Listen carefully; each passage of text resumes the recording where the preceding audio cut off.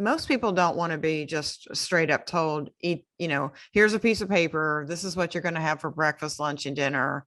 People aren't really looking for that anymore. They're more looking more for strategies, and they really do seem to latch on to when I tell them, 2 solid meals a day and a snack in between. That's kind of, my pillar there too, is let's eat twice really good. And many people have really found that strategy to be what they were looking for.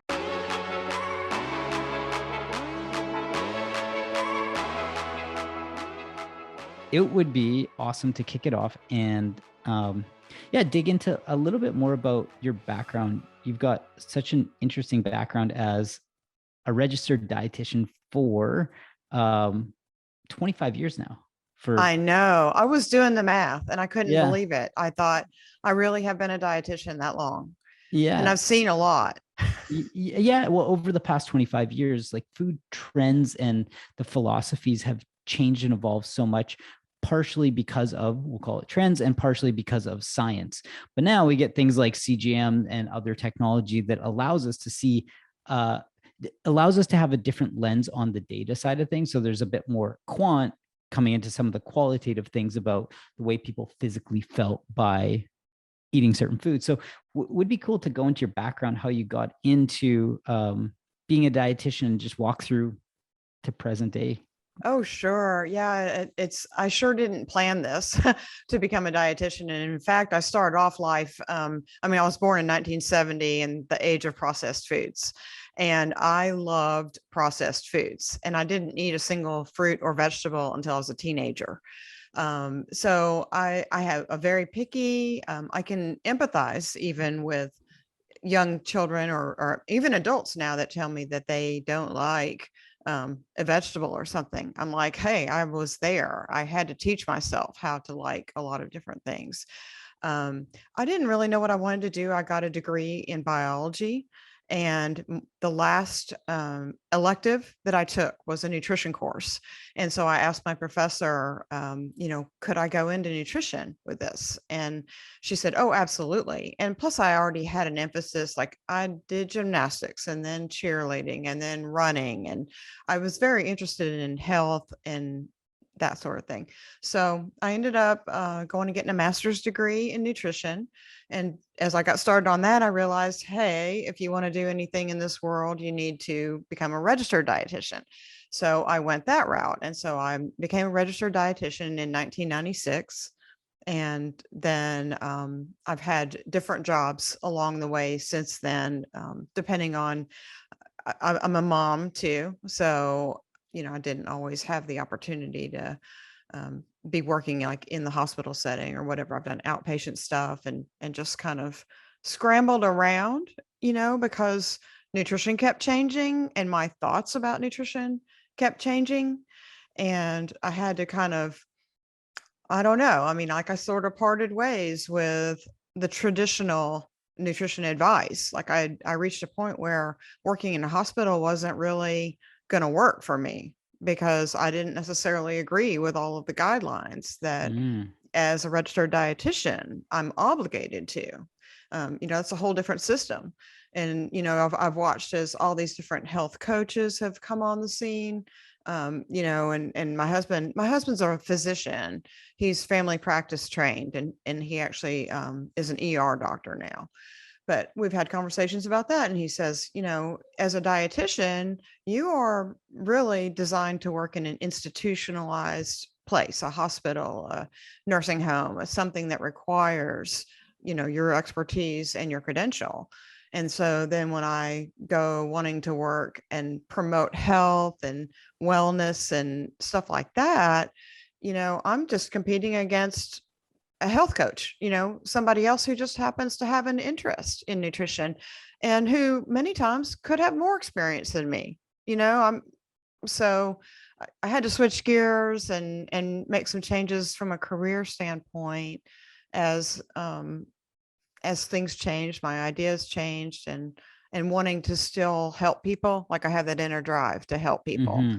you can't study it this long. I would read nutrition book after nutrition book, even if I wasn't trying to get continuing education for it, like that's Yeah. just what I do. And it sort of amazes me sometimes when I talk to patients who now will say, just tell me what to do. Like, I don't want to read about it. I don't want to think about it. I just want you to tell me what to do. And I'm just like, seriously, how could you not, care or want to read about it? But that's truly how some people are. It just doesn't interest them. They just want to get through their day and try to be as healthy as they can without, knowing every detail. Mm-hmm. Yeah, it's interesting because I'd imagine that when it sounds like you had that inner conflict of when working in the hospital where the prescriptions, we'll call it that, it's very prescriptive of here's what you have to have. And that we won't even go down that rabbit hole because it's a very, very deep one.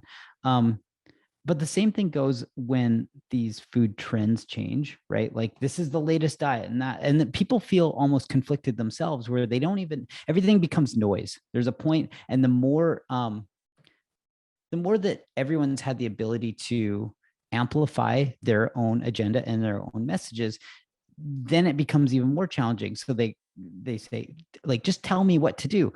The challenge, and this is where like CGMs and data comes in, is firsthand, like what works for one person does not necessarily work for another person for many reasons, whether it's lifestyle choices, whether it is genetic makeup, whether it is stage of life, something that you've talked about in the article, the member spotlight article that we did with you. And so it's, how have you worked through that with clients where you have to give them guidance, but knowing that it's really hard to be prescriptive, and you still want people to like generally understand the difference between, let's be hyperbolic, like a Twinkie and a Brussels sprout, like very different outcomes. So if somebody says like, I don't really care to know, just tell me which one to eat. It's like, you should still understand the foundation of like why you are eating X and Y together versus like avoid Z completely. Right. Just don't do that. So how have you worked through that, knowing that it's like, it's almost Sisyphean, like you're trying to work with so many people, but at the same time, like help them in their best interest and like do something that's intrinsically motivating. Right. That's been my greatest struggle because I don't want to lead people down the wrong road. And that's why I do a lot of self-experimentation. I'm, always trying to figure things out and change, do whether it's low carb or it's a vegetarian type of a plan. And people are confused and they do want to know, like, should I do keto? It's like they want to grasp on to an entire food philosophy. And now, or I want to be plant-based. I'm going to be, vegetarian. And I deal with all of that when I talk to people, trying to understand what their motivations are, what their, where they're getting their information, try to explore that with them when they say I'm trying to be plant-based. And I'm like, okay, can you tell me more about that? Why are you feeling motivated to do that sort of thing? I really like to figure out like all their motivations and what the context of their life is, what their family situation is, and who all is pulling at them. But also understanding that they don't have to have one specific food philosophy. It's more like, and I've had to come to this realization over time, is that there are some pillars that seem to be true no matter what, whether you want to be vegetarian or you want to be keto or whatever. You need a certain amount of protein. Like some people are, I'm not sure I want to eat any protein or not, or, I don't care which plan you're on, you need some protein. Also, we're in a culture where we eat just way too many carbs. I mean, that's a really clear message I can give to anybody. I don't care if you're plant-based or not. Just eating a ridiculous amount of carbs, your body can't handle that many. And, just trying to differentiate for people. It gets scientific sometimes. I mean, it's hard to not like just the difference between, are you a carb burner or a fat burner? And pretty much everybody I talk to is carrying a lot of extra body weight. And, right there, it's like, why are you carrying all that extra body weight? Well, because you are a carb burner. You are not accessing that body fat. You're not metabolically flexible. Mm-hmm. So some of the other pillars that I've come to that I didn't know when I first started would be like an eating window. I mean, that wasn't anything I ever, heard about, learned about. And now it's all coming, a lot of studies and everything are backing up how eating in a tighter eating window Mm-hmm. is, so much more beneficial no matter where your calories are coming from. Mm-hmm. Mm-hmm. And so like that's something that I can get into with people pretty quickly is understanding when is the first food going into your body and when is the last food going into your body of the day, and can we condense that eating window regardless of what foods you're eating. Mm-hmm. And then processed foods. I mean, we know that there's an awful lot of stuff that's in the processed foods that's not doing us any favors. Mm-hmm. And so, as I explore their diet with them and find out, or how much cooking are you doing at home versus how much are you just grabbing and going from restaurants, because food quality and Mm-hmm. just bringing more things into your body that, aren't necessarily health promoting. Mm-hmm. And it wouldn't matter, which type of diet you're on, whether you're doing a vegetarian diet or a keto diet, I mean, food quality matters. And I do try to, um, bring that to light with people as much as I can, during our conversations. When you, I know that you've tried so many different things, but you had this period where you experimented or went deeper into a ketogenic diet and then sort of backed off because of certain learnings where it sounds like you went from not eating carbs altogether and then starting to maybe pair them with fat, fiber, protein, introduce them back in, because Mhm. the natural state is like, great, I'm going to just only eat protein and like high fat foods. And so people over index on going. I think that happens almost with like any new we'll call it new way of eating, whether it is a prescriptive diet that people are trying to follow or maybe changing their food philosophy. But it's like you go so deep. Let's make an assumption right now and make up an example because they're fun. Is somebody wants to go plant-based and they want to get more fiber and they just all of a sudden start eating tons and tons of beans, and it's like, well, those are also higher in carbohydrates, you got to pair those. So it's like anytime you go too deep on one direction, then it can steer you off course of what you're trying to achieve. So what were some of the things that when you started changing the way that you ate and bringing it into stage of life, like how did you figure it out? Was it data? Was it the way that you physically felt? Like what was it that sort of made you evolve this idea of the way that you could eat to feel better? It's kind of funny because okay. So I come out of being a registered dietitian, come out of my internship, I start my first job, and I thought I knew everything then, right? I mean, I just came out of school, and it's all low fat, and just anything we can do to eat low fat. And that's when my husband, and he was in residency at the time, and some of his fellow residents, they were all trying out the either Atkins or carbohydrate addicts diet. Mm-hmm. And so along with that, they were all doing it and losing weight. And I'm over here on my low fat pedestal, right? And not feeling 100% great, but I mean, I've got that philosophy in my mind. And they're losing weight and I'm sitting here struggling to figure out what I'm going to eat that's going to taste good and look good and all that. That was my first point of questioning the low fat scheme. And knowing I wasn't feeling my best, my cholesterol numbers were high, my triglycerides were high, but I was latched on, to that food philosophy. And so then as an experiment, I tried doing a lower carb approach. And this is around 2000, 1999, maybe Mm-hmm. 1998. And I felt better and I lost weight. And I've never been like, I'm 5'4". I've never really been more than like 128. I mean, I usually fluctuate 115, 120. But at that time I was about 128 and I went down immediately to 123. And I saw that it was like not that hard to do. And I was like, why have I been on that pedestal of you've got to be low fat to make everything work and feel good. And I mean, what most people are trying to do is lose weight. I mean, they want to feel good, but Mhm. they want that scale to go down too. Mhm. And it's just, so I realized then that I didn't know everything. And I have been curious ever since. Mm. So that's kind of, I started, reading books that would seem peripheral, like that's not what the American Dietetic Association is telling you, and, I understand they're a big ship that's not going to change course very quickly, but they've been evolving. I will give them credit because, there was a time when if I wanted to do my continuing education hours, I only got to pick from XYZ.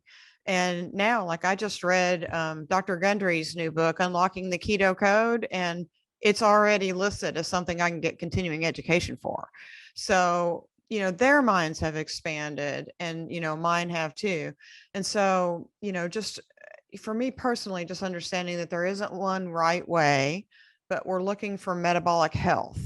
We're looking for metabolic flexibility. I mean, you can't listen to any of these podcasts now and not hear somebody talking about that. Mhm. So that's the goal. And so I think, to answer your question about the ketogenic diet, like I think there's some great aspects to that. And for somebody who is stuck in glucose burning and they don't know how to use that body fat, and they can't go from meal to meal without, they need a snack, they need that hit.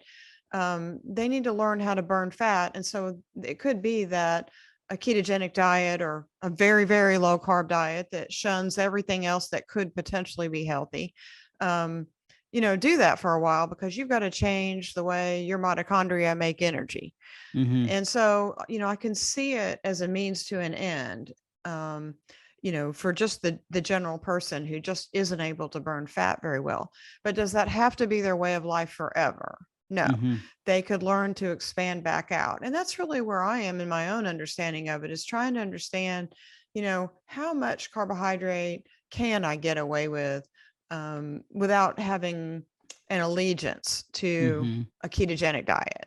Because I Mhm. don't really think it's about just making a whopping number of ketones. I think it's for Mhm. the fact that your body can make ketones, Mhm. and that, that's where the benefit of that shorter eating window comes in. The longer fasting window that your body has the downtime can start Mhm. generating those ketones. Mhm. And so, that's like when I'm coming back to my pillars, that's why that's one of those pillars that doesn't seem to change for me, is your body, you got to give your body downtime to Mhm. process through and reset and regenerate. And, Mhm. and so that goes with any diet. It doesn't matter whether you're vegetarian or ketogenic or what you are. Mhm. And so that when I was experimenting with ketogenic diet and thinking I want these higher levels of ketones, and I'm now, of course, I've got the ketone monitor going, and I'm, just like I've got the CGM on right now. Mhm. But I love to monitor these things. And so I was what's it going to take for me to make some ketones? And I ended up just as frustrated as a lot of people do. If you think the goal is I should be walking around with ketones of 1 or 1.5 or 2, I mean, you're going to have to do a 2 or 3 day fast to do that. And is that, Mhm. practical or realistic for most people? Very often that doesn't jive with life. I mean, that Mhm. doesn't. So it kind of makes me question, okay, well, ketones might be good, but maybe not to that level. Maybe we Mhm. want just these lower levels of ketones.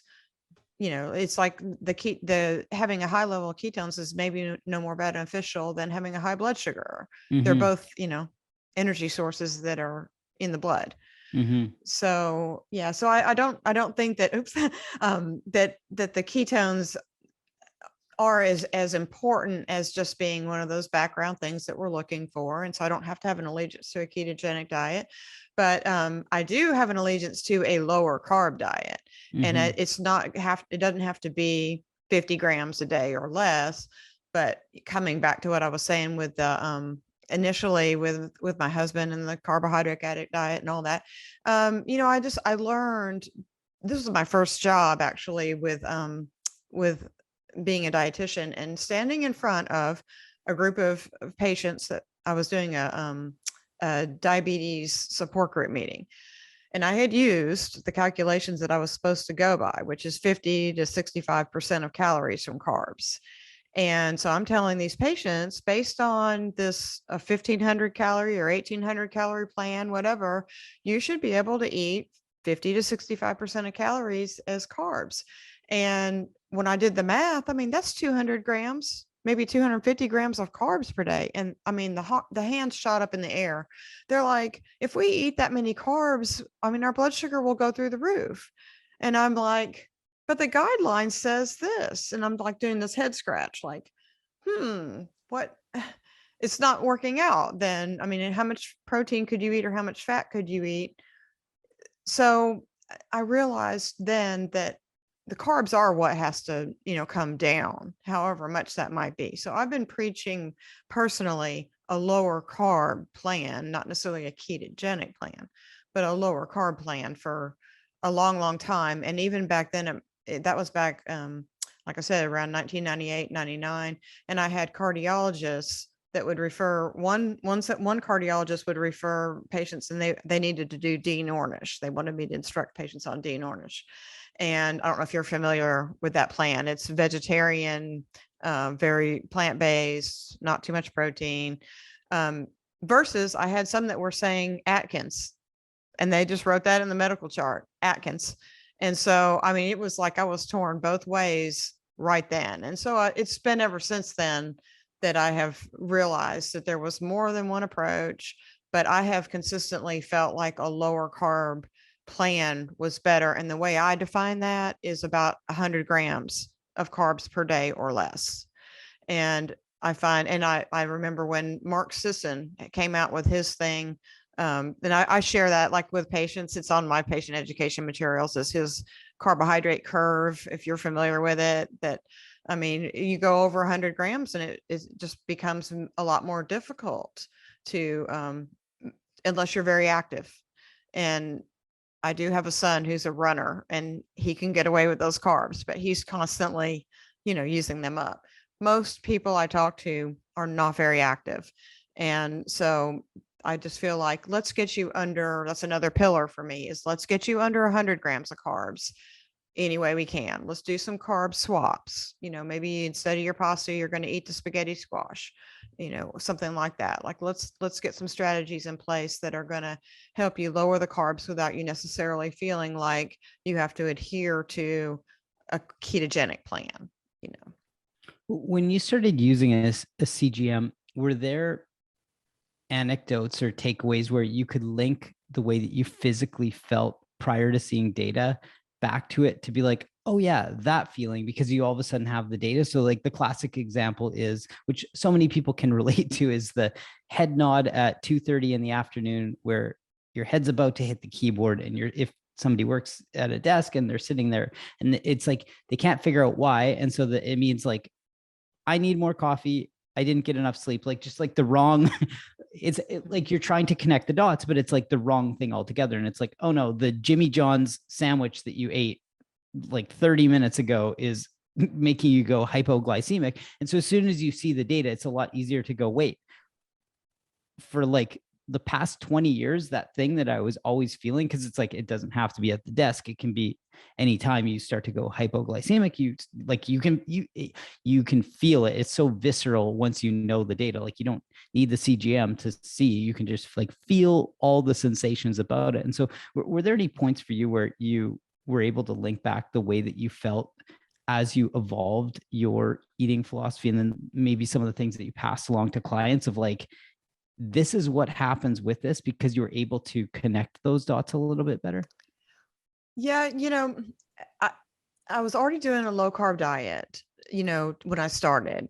And so I don't have the same aha moments as somebody would who is eating that, they're eating oatmeal that they think is healthy, which could be, or a bowl of cereal. I mean, I talked to plenty of people that or the cereal bar or something like that. Like, I wasn't doing any of those things. So, that part of it I couldn't really assess. And that's probably why when I did my other interview with you guys, that I said, actually, relative to alcohol is one of my things, is because we like to drink a little wine or something like that in the evening. And that would be the time that I would start to experience what I felt like was a low blood sugar. Mm. And, this is in the context of a low carb diet, which, as I've understood more about alcohol now, I understand that, your tolerance goes down. You need to hydrate more. There's all kinds of things that you can do to make it better, but you also just have to understand that you truly don't tolerate it as well. And Mm-hmm. so wearing the CGM showed me that indeed I was experiencing a low blood sugar. And, that could potentially be one of the reasons why alcohol paired with a meal could have a health benefit in moderation.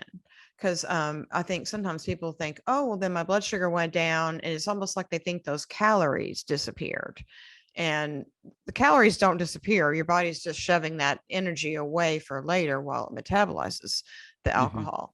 So, but I think it comes back to understanding that moderation is important. Staying super hydrated is important. Mm-hmm. Um, Not drinking too late at night, that sort of thing. I think when I saw my blood sugar go down, then if you're going to adhere to a lower carb plan, then, you're going to reach for cheese or some nuts or something like that, that's low carb, that's still staying with your plan. But the truth is, if you have a low blood sugar, those foods don't bring it back up very quickly. Mm-hmm. So, if you do exceed, what moderation would be, you have a second glass or a third glass of wine, whatever it is, and you start to experience that low blood sugar, you probably need to pull out the crackers or, something, maybe it's gluten-free, I don't know, but, that's going to help bring that blood sugar back up Mm-hmm. because, some cheese by itself isn't going to. So, I think what I learned is just repeating back that moderation is important. And the other thing I realized too is habits. So I haven't talked about this, but this is one of my other emphasis that I really, I think is very interesting. I've done a lot of studying about habits and just understanding that, I mean, because when it comes to alcohol, we can be in a habit of drinking it, but we could also be in a habit of not drinking it. But studying people up and trying to understand what their habits are, what defines their life, that's been very helpful to me as far as counseling, and then trying to figure out what habits would help them more in the future. And, so like I've established some habits around the alcohol, which is maybe you need an alcohol window of time. And, there's something to that saying of don't drink before 5 o'clock, or people say it's 5 o'clock somewhere, well, Mm-hmm. don't be drinking all day long. I mean, you shouldn't be anyway, but tying it to the meal, knowing that your blood sugar is probably going to be a little bit lower. So if you enjoy that glass of wine with your meal, that's the beginning and the end of it. So don't carry on after dinner and, the bottle of wine's already open. Well, you better pump it and keep it for tomorrow, because you don't need to keep on drinking. Mm-hmm. So I don't know. I mean, that's just an example. I don't mean to talk all about alcohol but a lot of people ask me about it. I mean, that's one of the things that comes to light when when I'm counseling them is I'll ask them just like what beverages they consume. And I'm thinking more about coffee and tea and sugary drinks and all that. Let's clean that up real quick. But along with it is, how much alcohol are you consuming too? And are you using that daily or, and trying to give the best advice I can based on that too Mm-hmm. is how can that fit into your life if that's what you want and you can do it responsibly, but not necessarily. And then, you could use a CGM to see what it's doing for you. But I've been able to tell people, I've worn a continuous glucose monitor and I've been able to see that it does bring my blood sugar down. So, it's not something that you want to do unless you do have food planned, just to help keep it from going too low. Mm-hmm. Yeah, alcohol is a very interesting one because we stay neutral in the sense where we don't want to be prescriptive and say do this or don't do that. But what is important to note are things there are certain things where we'll say alcohol is not a glucose mitigation strategy. Like when some people think, oh, great, I can go have this thing because I'm going to have the wine with it. And to your point of habits, like that's not the habit that we encourage people to build. Again, staying neutral. What we do is highlight data points or any research that is available where if we talk about alcohol and say, cool, what are some of the other implications of having, let's just say it's that one glass of wine at night? Well, we know that data will show us it gives you poorer quality sleep, especially like the later you consume it, and again, consuming it with or without food, but alcohol consumed, let's just say it was 7 p.m. and somebody's going to bed at 9, they will have lower quality sleep. Lower quality sleep leads to higher average glucose or higher glucose variability, more insulin resistance in a day, and that starts to compound over time. So when something becomes a habit and somebody's having 1 or 2 glasses of wine every night with or without a meal, and the later they have that, or beer, whatever they are drinking, then you start to go, well, the thing I'm trying to get control of, my glucose, it's being offset by this other thing that it has now become a habit, right? And so just understanding all the implications of like, what does this one input do and how does it affect the other output of what the goal is? And if somebody's goal is, hey, I want to, whether or not this is the right approach or mindset, somebody might say, I want to lose weight. Well, you have to get, and they are insulin resistant, you have to get your insulin under control. And there's so many lifestyle habits where it can't be just change diet, but maintain these other, we'll call it these other lifestyle choices the way that they were in the past. So everything is so tightly linked in so many different ways that it's a matter of understanding these things. Kind of like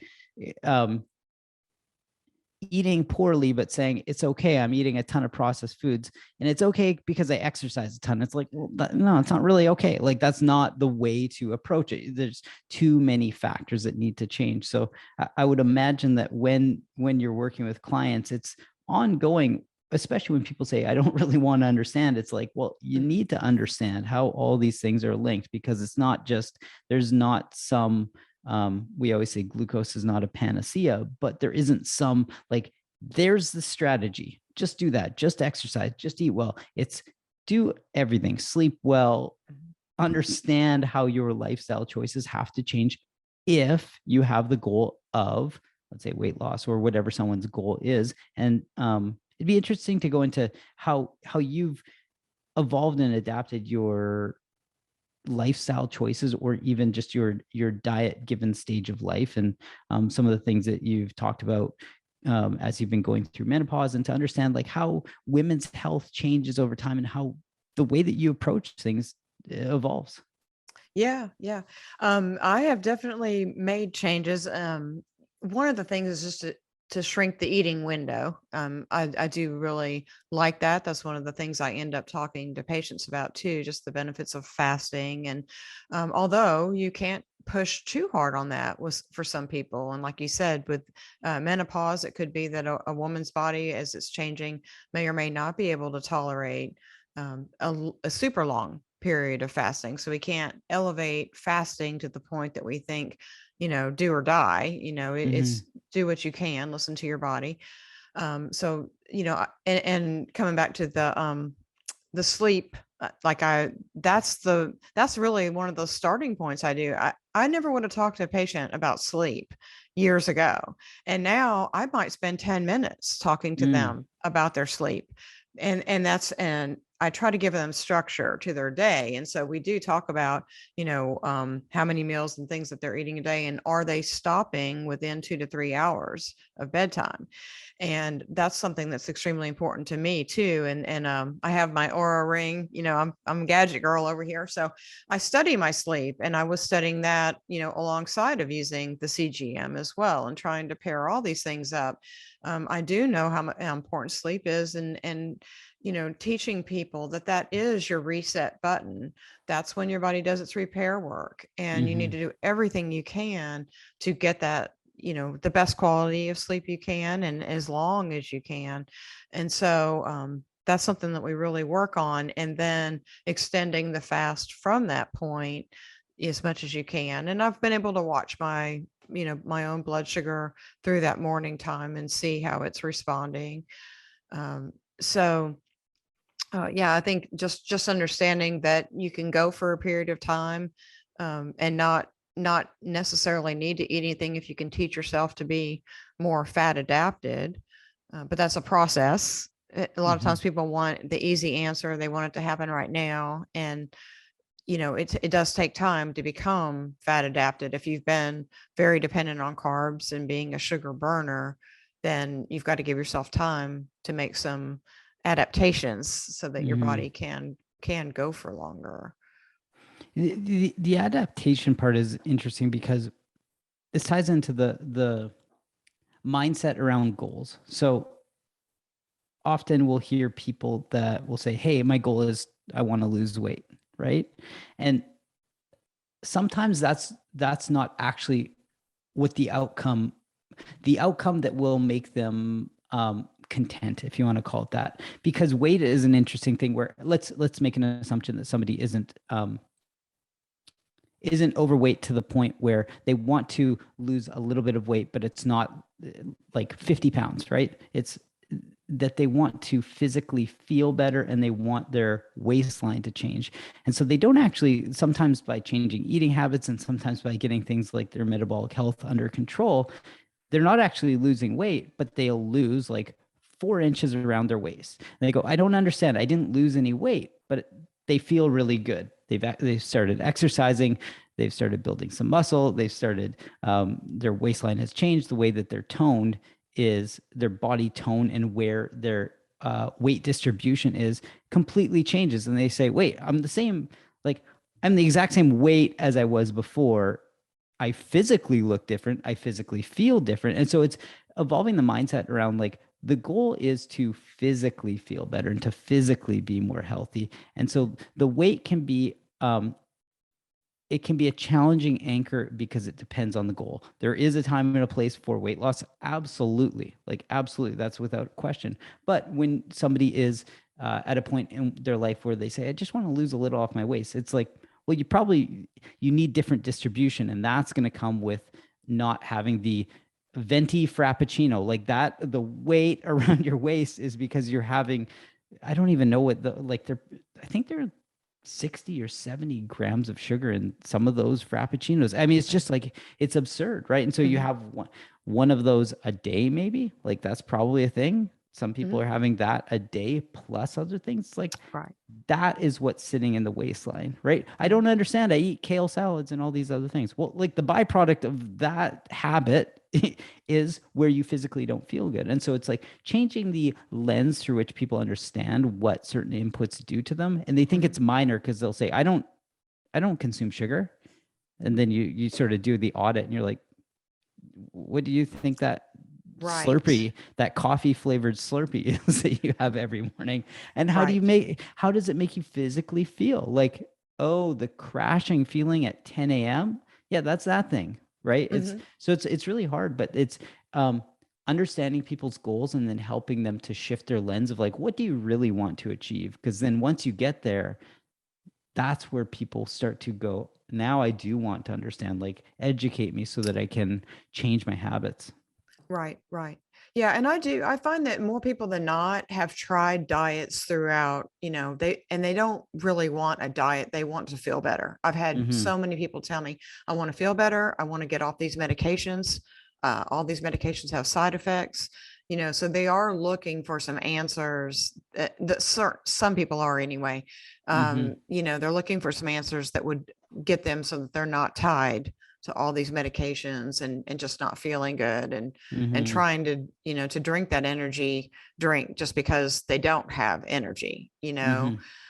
So I've been really pleased actually with the way that most people don't want to be just straight up told, eat, here's a piece of paper, this is what you're going to have for breakfast, lunch, and dinner. People aren't really looking for that anymore. They're more looking more for strategies, and they really do seem to latch on to when I tell them, two solid meals a day and a snack in between.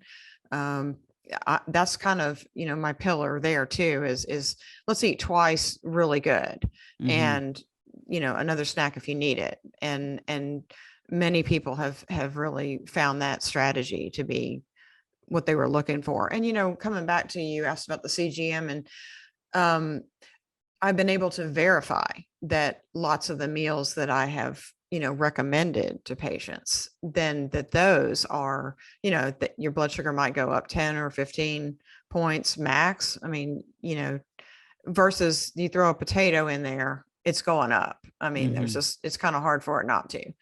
So just the idea that if you really do want to have good blood sugar control, I do know how to achieve that. And then, figuring out how to be metabolically flexible then is the next, case in point, is trying to figure that out. How many carbs can you tolerate, and trying to experiment.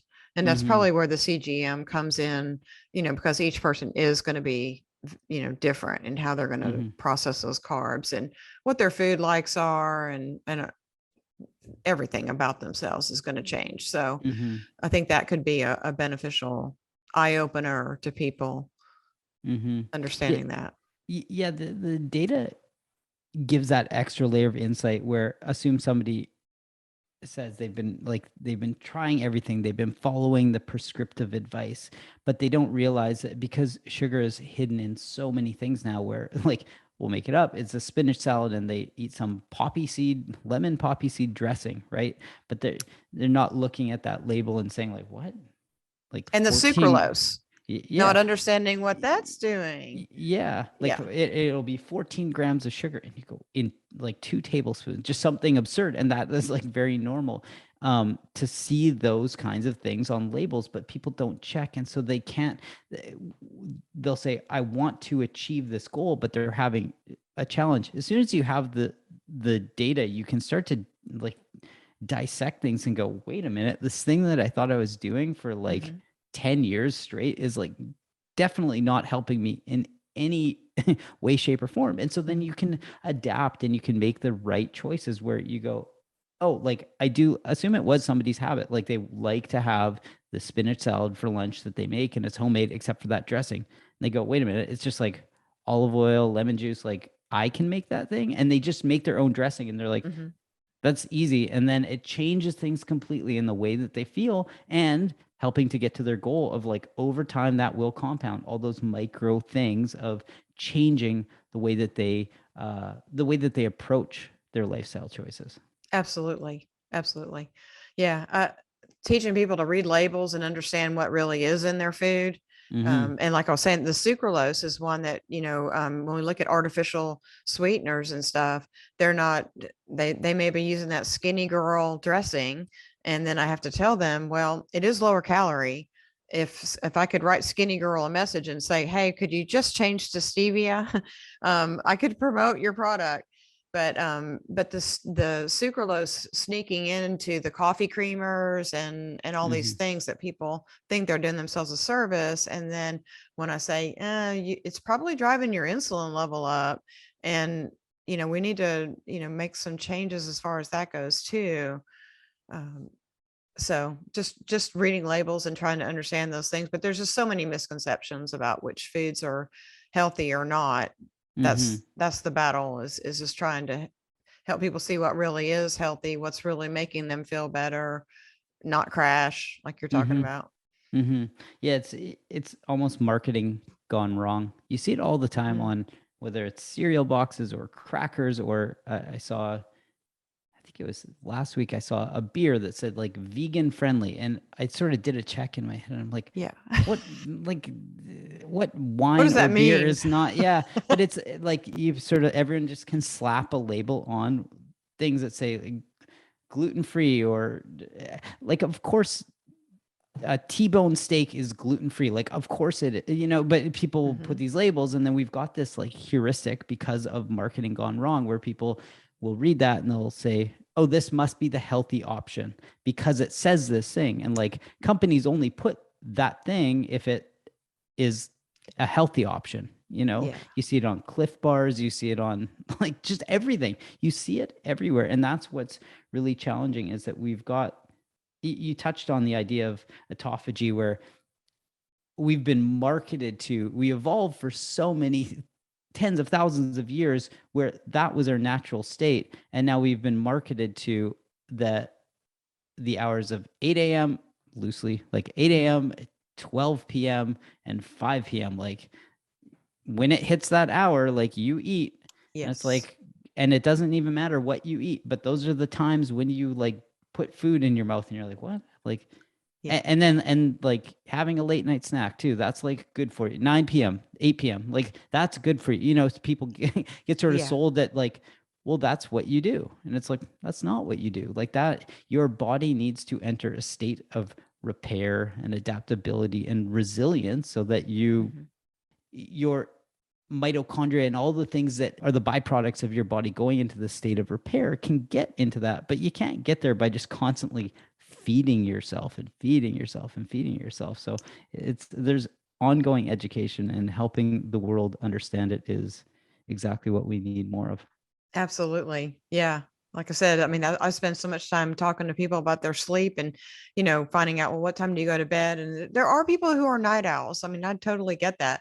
But, sometimes I think if you said, I need to get in bed by a certain amount, certain time, and you said, I'm not going to eat within 2 to 3 hours of going to bed, I think going to bed would look a little more, something like something you wanted to do versus eating the bag of chips or something up until you go to bed. I think people are, eating snacks and things like that as a way to get that energy up until they go to bed, Mm-hmm. and then it's interfering with sleep.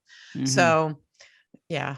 So I have loved using my Aura Ring plus the CGM to just kind of see how I can optimize my own sleep, and then again try to come back to patients and say, I've tried this myself. I can understand, really truly, if you can stop eating within 2 to 3 hours of bedtime, that's going to be a benefit. You know, so I like to practice what I preach, and then I like to experiment on myself so that I do know, my firsthand, like I can speak to this. This is how you correct it. I know what habits are driving some of these other behaviors, but let's see what we can do to change those habits.